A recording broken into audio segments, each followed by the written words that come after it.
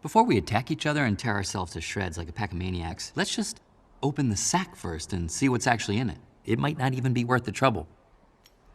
I don't know. What do you think? I'm not sure. Maybe. Hi.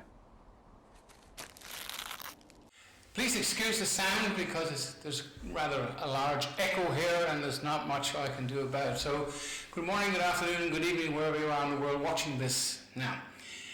The purpose of this video today is to answer a few questions in relation to common law and how to become a sheriff. I get emails and questions from people, I want to be a sheriff. Now there's two ways of becoming a sheriff, the right way and the wrong way. And unfortunately, the wrong way is very popular. Now some clown woman, I call them clowns because they're only interested in making money, she set up sheriffs all over Australia. You just apply to be a sheriff online and you were a sheriff. And I met two of them one day and I could not believe it. They were the craziest looking characters and they didn't know what day of the week it was, but that's another story.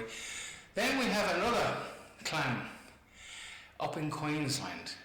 This guy set up assemblies all over the place, made some money, and he was online teaching. I don't want to mention his name because it's not fair. He can carry on making money and off the poor people who want to do the right thing. But anyway, made a lot of money. And then the next thing, this pops up. I'll get you a closer photograph. It's probably a long way from the camera, but it says here, comprehensive training for a sheriff's course, right? And it's going to cost you the writing is rather small, $350 or something to do this course. Lovely uniform, obviously found the photograph somewhere in America. Looks really good, but it's just a waste of time.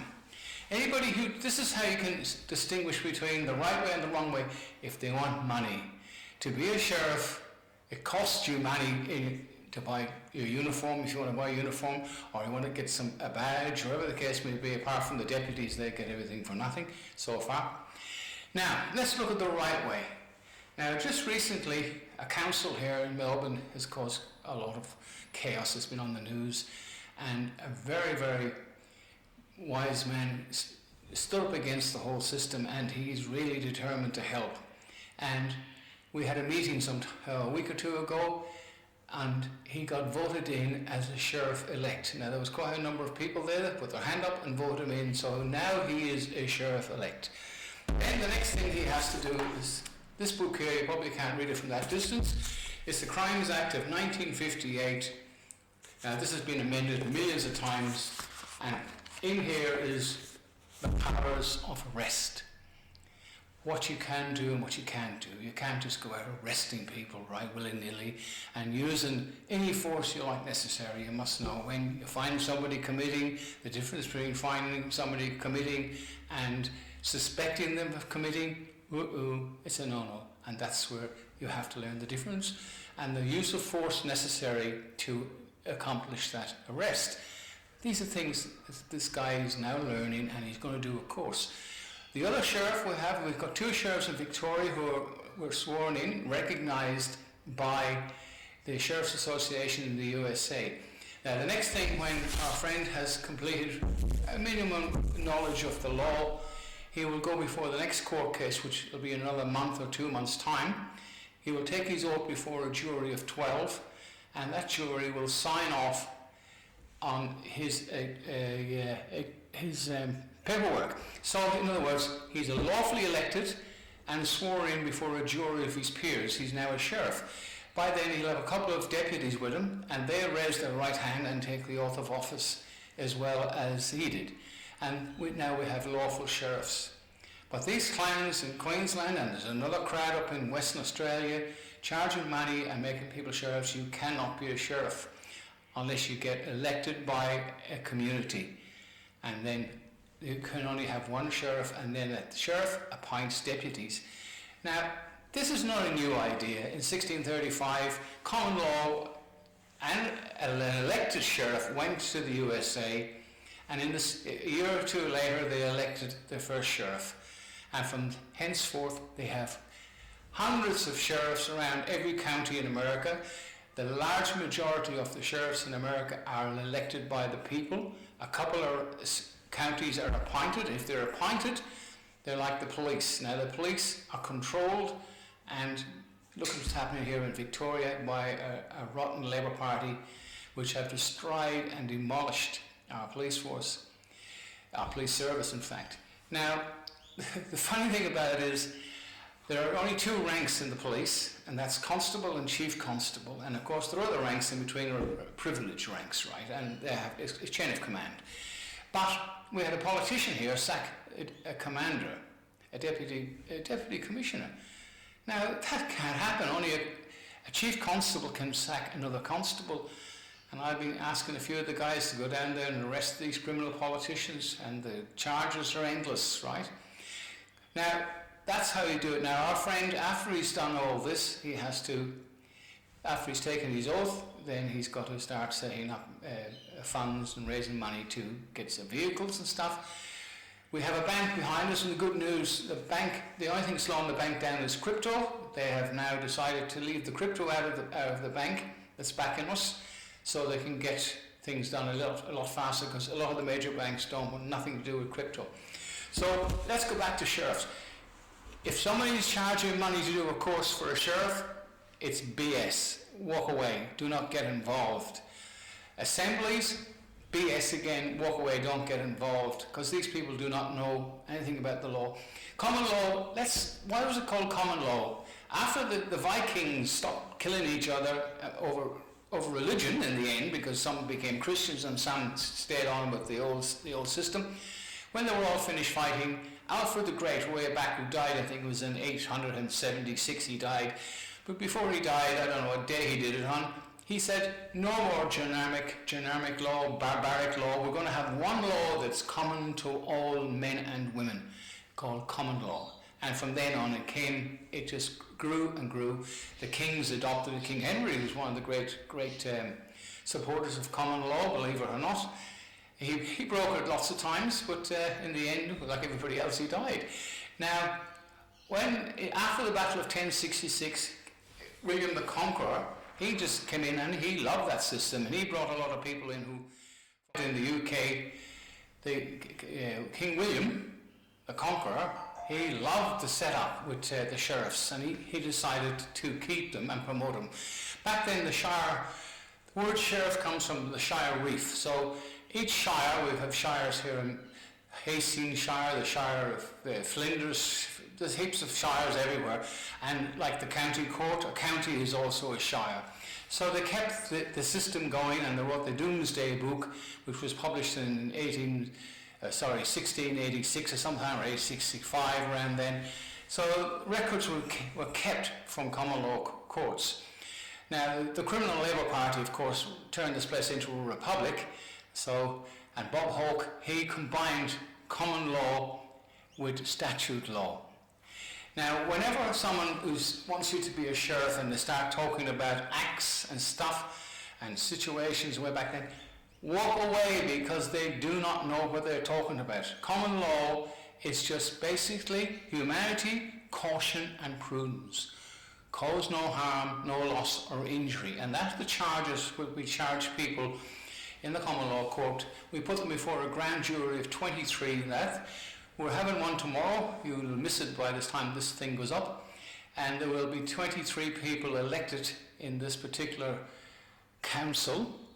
And there'll be quite a few people who will turn up. It's been done in a church, so it's going to be quite a few people. And out of that quite a few people, we will pick 23 people, and they will take their oath of office, and they will hear the case about the council, the mayor, the CEO. Also, our wonderful friend in Victoria, Jacinta Allen. Now, we all know who she is. She was not elected, but by God, she's bad news as a Labour Party. Even Albanese, which is really bad news, and he has already been indicted and convicted. His paperwork's in The Hague, and of course war crimes have slowed that down.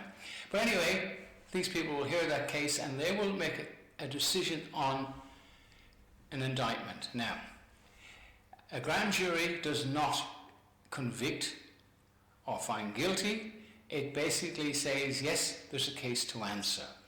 So the majority of that 23 people, that's all it takes, to say, yes, there's a case to answer. The foreman of the jury which has been appointed, they sign the document, and the secretary of the court signs it as a witness, and the rubber stamps go on it there, and it becomes a lawful document. The next thing that happens to that is we send a copy of that to the defendants. I don't like the word used, the statute system words, but people understand it. We send that to them, about a copy of their indictment plus a summons to come before a jury of 12 of their peers. Now, if they found money, we have nowhere to put them in jail, and we can't rely on The Hague at the moment. So if they get fined $100,000 or $50,000, I can't say, because it's entirely up. It's a trial by jury. The jury makes a decision on the guilt by the jury of 12, that is, and the penalty. So if they fine them $1 million or $500,000 or whatever the case may be, we send them an invoice, and we have to proceed a second one and a third one. The final one states failure to pay this or come to some agreement, a lien will be taken on your property, and that's how it works in common law. And it's a common law. All laws are common law. This book, Crimes Act, has got everything. And the only difference between it and common law is it says a person found committing. Now, at first it was a corporation, like everything else here is now corporations. We're all if you're a person, you're a corporation. So I suggest you get a common law ID card and say, I'm not a person anymore, I'm a man or a woman. So a person found, so a man fined committing, that's all the difference. So a sheriff finding committing can arrest a man or a woman or a person and place them in custody and take them before a justice of the peace. Now, the normal process is take them to the police because they have the facilities, and that's what it recommends in the Crimes Act. But with the Sheriff's Office, when we get financial, we can take them to our own place and release them on bail. But also you can arrest people and open arrest and take it to the system. But the system at the moment, as we all know, sadly is pretty rotten. There's no law in Australia. And people say, oh, people power.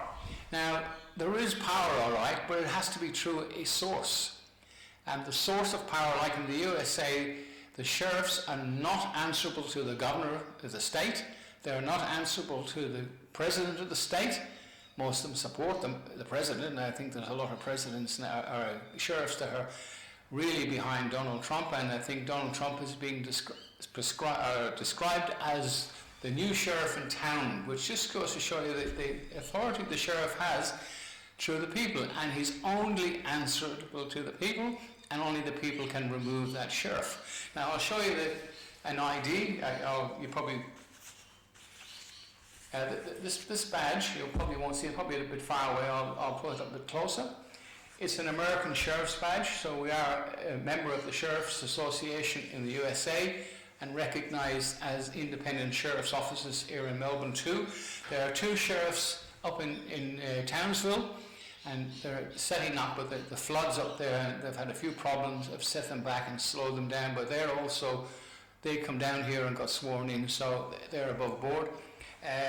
The deputies, we have about 22 deputies in Melbourne between the two of us, and they also get a very nice shiny badge as well, which they're very proud to wear.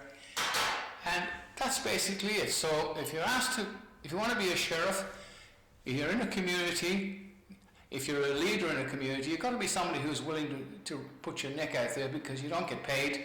It costs you a lot of time and effort. But if you really believe in I won't use the word justice because that's got a whole new meaning. It means no justice at all. If in helping people and creating a level playing field, which you won't find in a court, you then get yourself elected. We will help you. We're helping people over in the UK. We've got a doctor in Canada that's setting up, and it's happening all over the place because we have to do something. Because if you don't, you're going to own nothing and you're not going to be happy. I mean, the happy business is just all BS. So I suggest that you do something about it. On this channel, there's quite a few good videos that explains how the sheriff works, the power of the sheriff. There's quite a few videos on. There's over 500, so you'll have to click through them and pick them out, because I can't remember them all. So don't forget, If somebody is wanting money to do a sheriff's course, an assembly or whatever they want to call it, it's BS. Do not get involved. There's only one way to do it, and that's the correct way. And when you set up a sheriff's office, you must follow the rules and regulations, which are very simple. No cheating, just basically don't bend the rules and be honest with it. Anyway, I'll put a few clips up in the end of this video of introductions to some of the videos that you can watch and find out what's going on. So Dr. Barry signing off.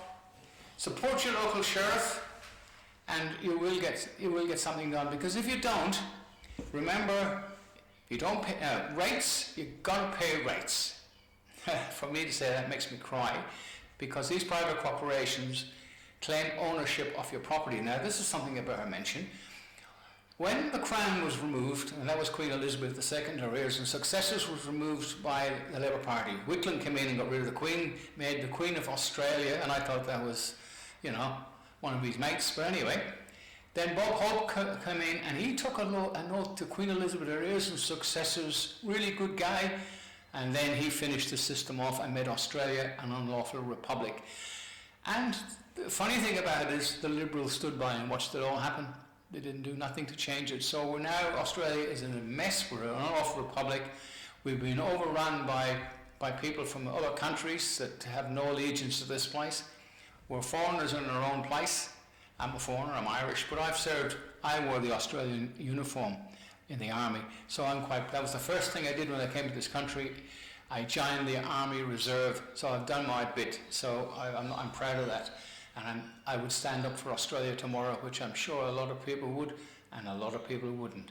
So don't get taken in by all this crap on being a sheriff. There's only one way: get elected and follow the procedure. Anyway, our property. Again, you get a certificate of title from the Common Law Court, which stands up, because at the moment, if you haven't got a receipt for your property, you don't own it, and the same for anything.